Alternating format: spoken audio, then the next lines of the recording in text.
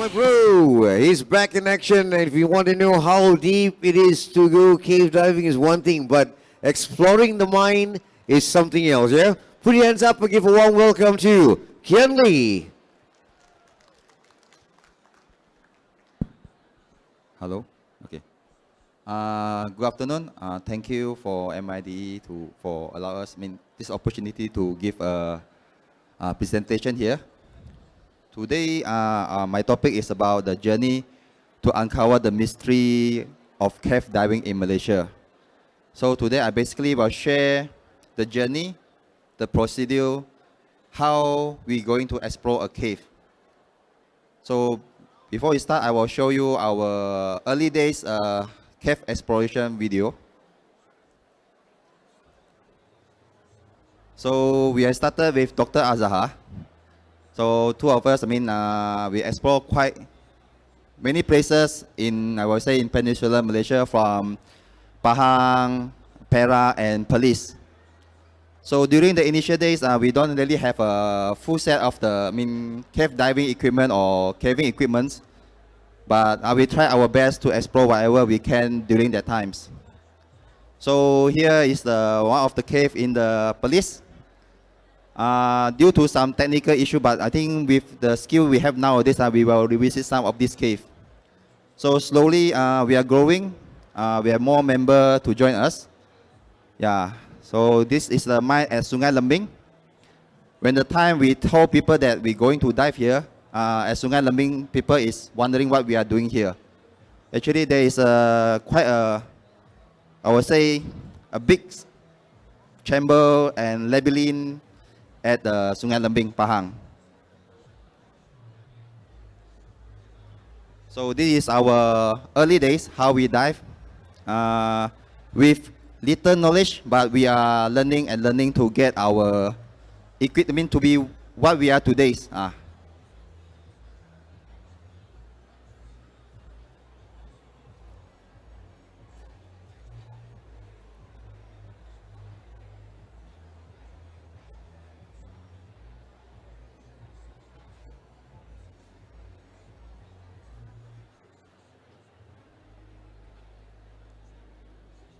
So most of the cave we dive here mostly is mines. Due to the topology and West Malaysia, I think our water level is quite high. In order for us to find a place to dive, not so easy, and then the logistics also not easy. Mine is the place that we can dive here.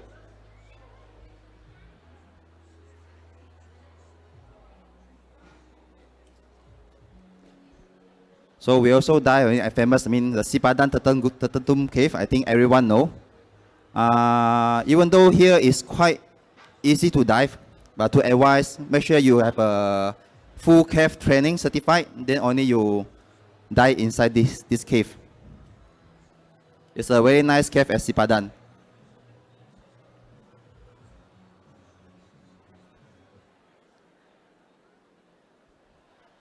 To start with, this is our early day member. About 5 people at the beginning. So this is our so-called core team to do the cave exploration in Malaysia. So nowadays we're making more and more friends from different social or level, some university, local agency, and some local people together. We work on several kind of projects. We're growing more and more people. So every time before I talk, I will always come with the risk in cave diving. So make sure you are properly trained before you go inside any overhead environment to dive in. So anything below 40 meter in cave diving, I mean overhead environment, consider is a deep diving. So make sure your gas planning and so on is properly done. So make sure there's a continuous guideline before you enter into the cave.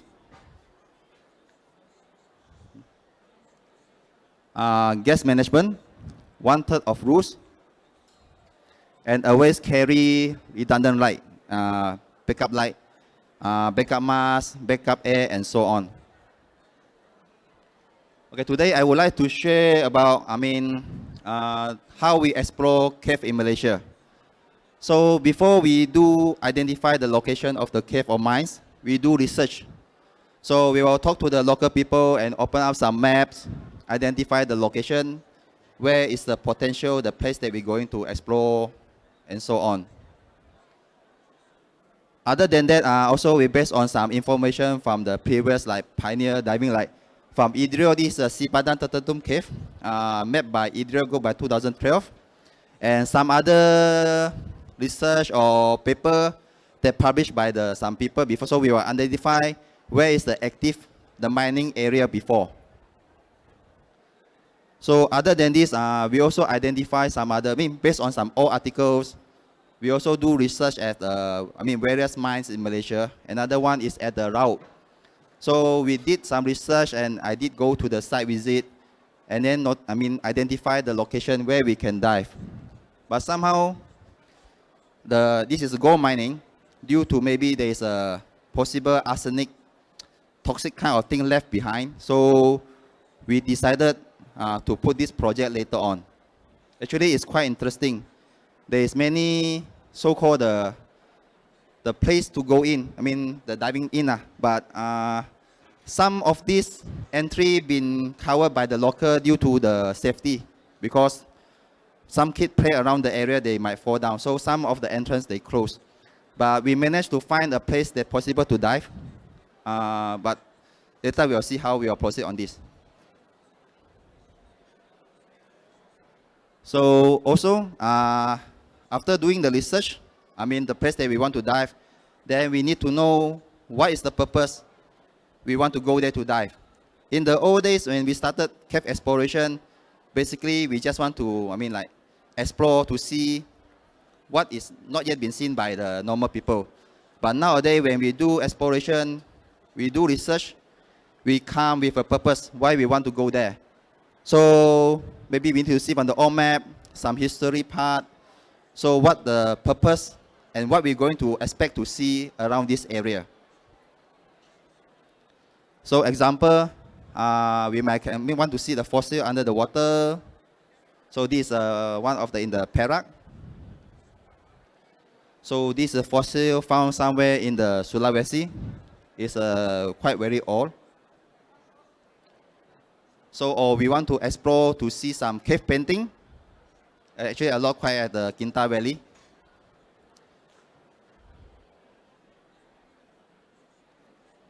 Also we try to document whatever species that we find. Maybe we will find some new species. After we find some interesting thing inside the cave, we will show to some expert what we found basically.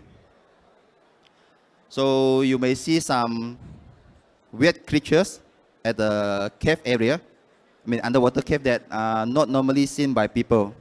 You also may see some leftover from the past, the pottery, something like this. I will say this is found at the 𝐊𝐚𝐧 Valley. After we check, it's about 100 years old. So after we do research and define our purpose, of course, we will have to form a team to go for the explorations. So every time, we will have a group of people.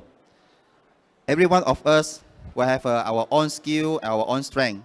So everyone have to work for the trip. So during the trip, we share the knowledge to guide the youngest to be part of the cave exploration team. So example, we give some training and guidance and some of this area to teach how to do caving safely. So we need to teach and share our knowledge to build up more people that are able to benefit or enjoy cave exploration with us, because we need them. We also want to develop the future that I know this activity is getting more and more people involved in this extreme activity, I would say. So safety is one of the concerns, because in our early day when we do these things, many people ask about us how we do this activity. But I think it's our responsibility to tell this activity actually is quite dangerous, extreme, but with the proper knowledge, I believe you're able to do the exploration or caving or this extreme activity safely. So every time before we start an activity, we will do briefing as well to ensure everyone aware what we are going to do. Are you ready? Can you swim? Or you have any issue on in the dark area and so on. Okay, after that, for every trip, before we do our cave exploration, so we will spend the time to check the equipment for the exploration. Make sure they are in the good condition. So we will put all our gear, we will test our gear to minimize the failure that may happen. So of course, other than diving equipment, also we have to ensure, because when we do cave diving, it's not just about the cave diving equipment, but also those dry caving SRT equipment. So example, our friend 𝐊𝐢𝐚𝐧 Rosman, he is an expert or instructor in the technical caving. So he will inspect all the equipment, whether it's good or not okay, before we go explore. So of course, after every time the exploration, the problem is you have to make sure your equipment clean and store it properly. So after that, every dive we have to develop a dive plan. So the dive planning, including that we need to know about the way we are going to go, how deep we are going to dive today, and how long. Because even though sometimes, for my personal, I will dive to about 25 meters for the new cave or new locations. So anything beyond 25, I will not go beyond for the first round. So I will talk to my team member. Today we are going to dive to 25 meters. So if the visibility is good, we will try to search a passage. We will tell the purpose, what we're going to do. So we will not do anything beyond what we plan, because all this cave is a new cave and unexplored cave. You never know what is going to happen down there. So make sure we plan after we know certain cave, we know their depth. We need to do our dive planning about the gas. So example, we want to do 100-meter dive. What is the gas planning we need to do? Trimix, the deco stop, the tank, and so on. So if there is a restriction, so we will tell to the team member that join with us to make them clear how tight is the restriction. Are they comfortable? So if they are not comfortable, and it's okay, so we can turn on, just cancel the dive or turn off, then just go back to the surface.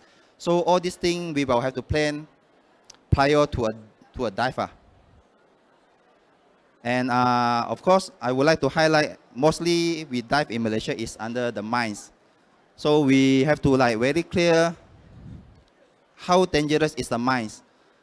So mines is not a natural cave, it's a man-made. So all this structure inside here is easily I would say, peel off.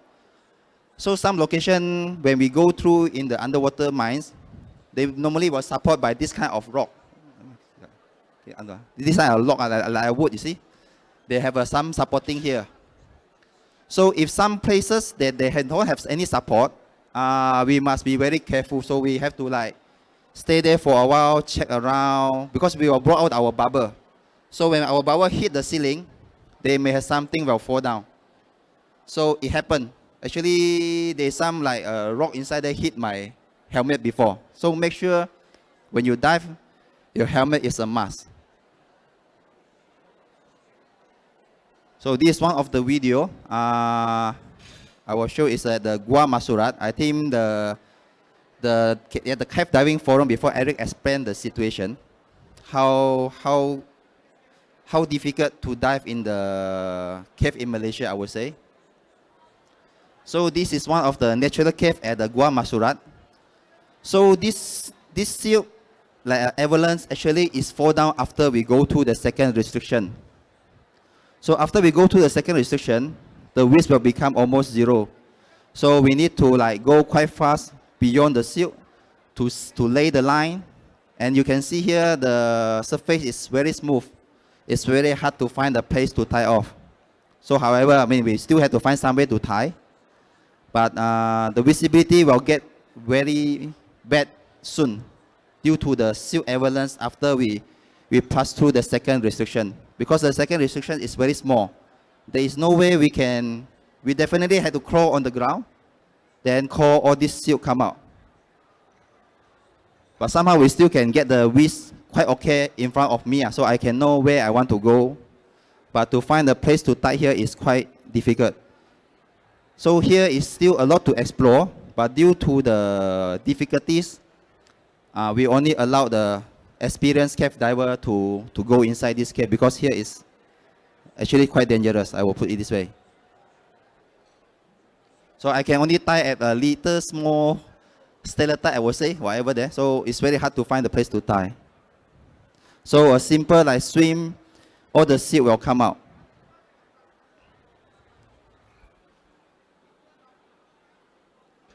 So the next one is when we do cave exploration and caving, we definitely need to get the permission, either from the local agency or the landowner or whoever. So nowadays, as a MCDA, we are actually under the Fire Rescue Department Bomba. So we have some time to like share what we are doing to Bomba, to let them know what we are doing. So anything happens, so we can collaborate together. So sometimes we also organize some trip to bring Bomba to come over to visit the site, to show them what the activity we are going to do. So in order to let them understand the risk that we involve, so that we can apply some permit to explore some other location later on.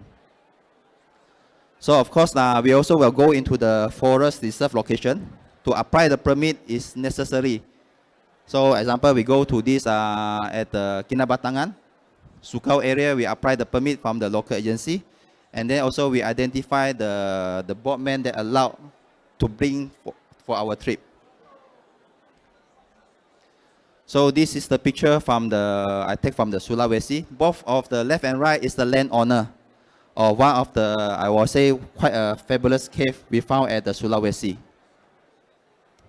So we talk to the landowner first, ask the permission before we go into their area to dive. Okay, the next one is we conduct a risk assessment.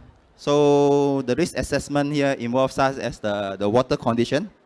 So whether the visibility, the cave collapse, gas management, navigation difficulties.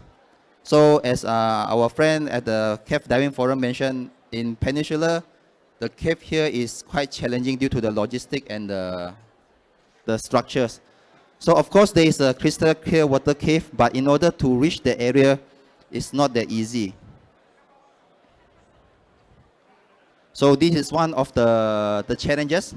We have to go inside it's a para mines we call. So there is an entry point beyond after this small tunnel. So all of us have to crawl inside this tunnel with all the equipments. Imagine you have to carry 6 to 8 tanks, and with the full gears, it takes about, I would say, 3 hours. In order for us to pass this just about 300 meter tunnels. So this is another one, okay. So other than that, sometimes we will identify some positive dive locations. This one like hanging.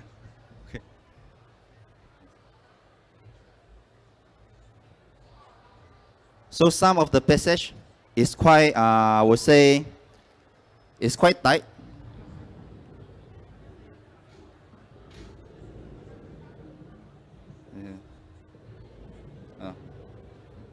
So you can see here, when we swim inside here, basically we swim, I would say, not like the normal swim, but vertical to swim inside here.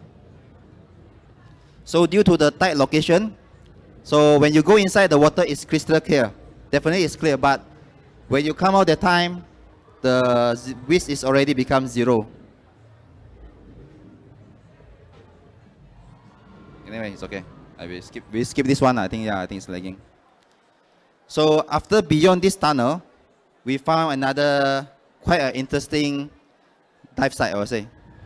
So after the restriction, we find another quite promising dive site. So which we haven't tried yet. So what I mean is, for us in order to reach this area, there's a lot of things we need to consider. So you can see from down there is they put all the ladder. That means definitely some activity down there before.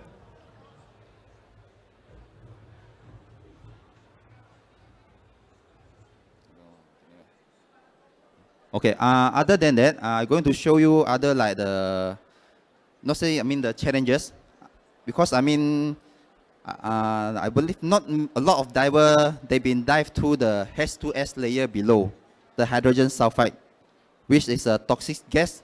Happen when you in the lake, when the water is quite stagnant, it will form kind of H2S layer. So this layer is considered toxic layer.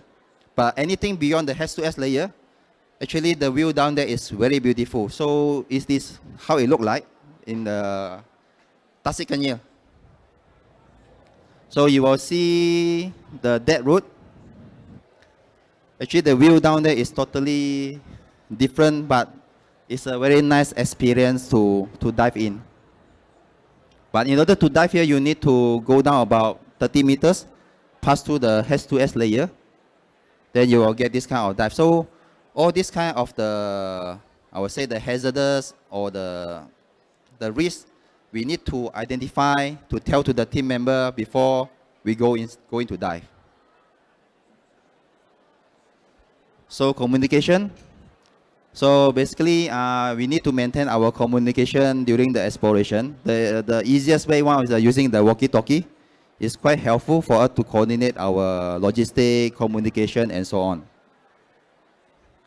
So another way is we using a drone nowadays to identify location.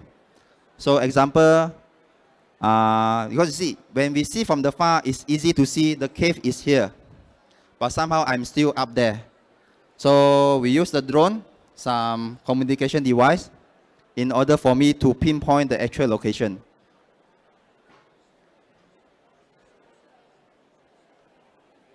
Okay, we come to the logistic. So logistic, I will consider one of the hardest thing to explore cave in Malaysia. So you can see here, these our so-called our friends to help on the logistic to carry the stuff and so on. So as I say, some mines, some gear you need to do. So after you have after the trip, to move out all the gear in this kind of dirty environment. Imagine to clean this stuff. I don't know how many hours we spend. It's really hard to do, I would say, yeah. So every time I say, before we start, we brief the team. Sometimes our team is our normal dive buddy, but sometimes we include some other new members, like this is from the JMG, or there's our local friend from Kinta Valley.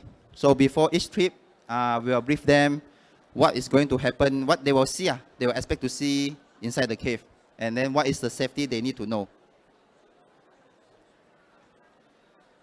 Okay, so monitoring the weather condition. So we found one quite interesting cave example. In the cave, natural cave, we will have to watch out about the water level. If you all remember about the cave, the Thailand case, the issue on the cave flooding. So same as us. So when we go inside a natural cave, we are basically to identify what is the highest point possible for the cave.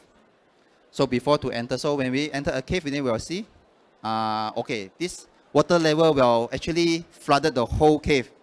So those cave, we have to go only when, during the dry seasons. You have to depends on the weather, I will say. Also, there is some cave that the water will up and down. I mean the high tide and low tide. So we do some kind of the small study.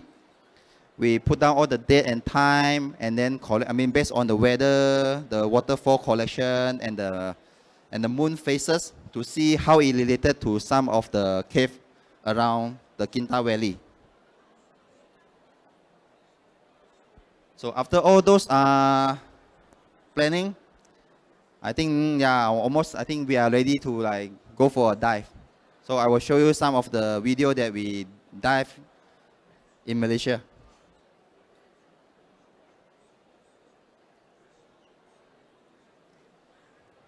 So this is mines diving at Pahang, Sungai Lembing.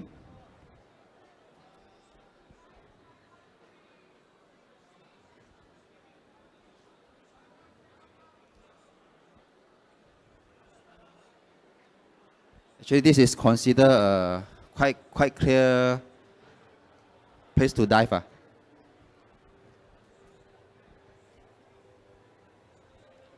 So we have laid about 1 kilometer line around these mines.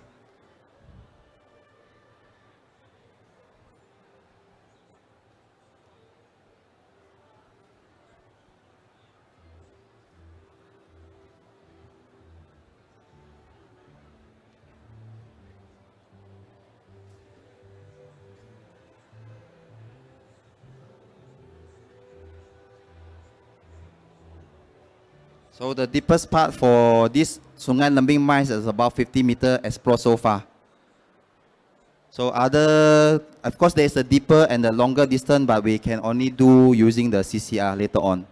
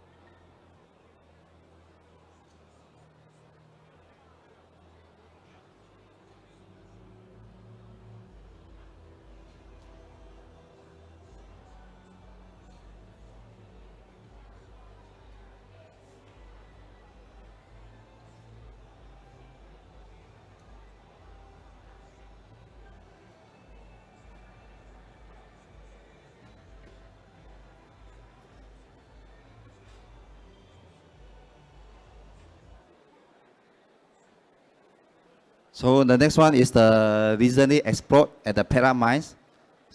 So this one will show the journey that from our preparation until the end of the dive.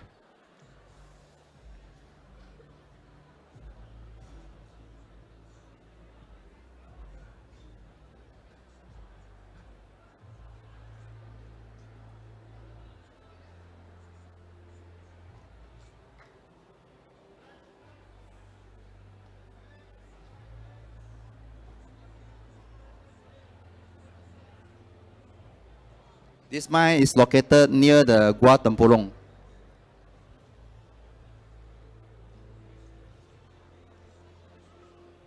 So there's no choice. We have to carry our own equipment to go through about 400 meters in the jungle in order to reach the entrance of the mines.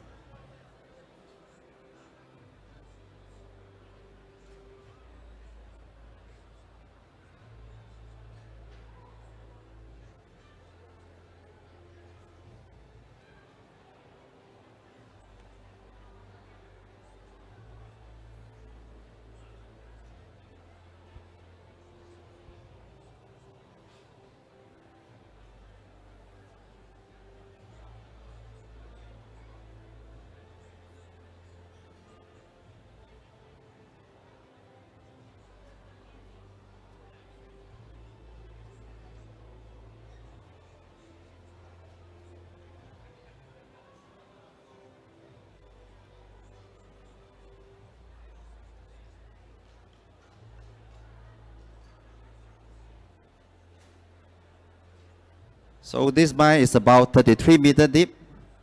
It's quite easy mines to dive in. It's not like the lumbing or like those in the police. It's just a straight down multi-level deck.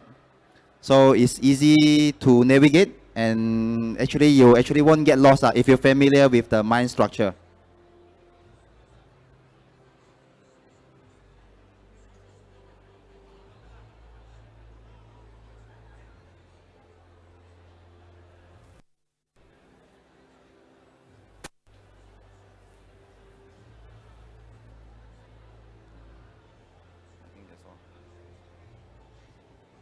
Yeah, I think this is about my presentation for 2 days. If you have any question, you can ask. If free to ask if you have.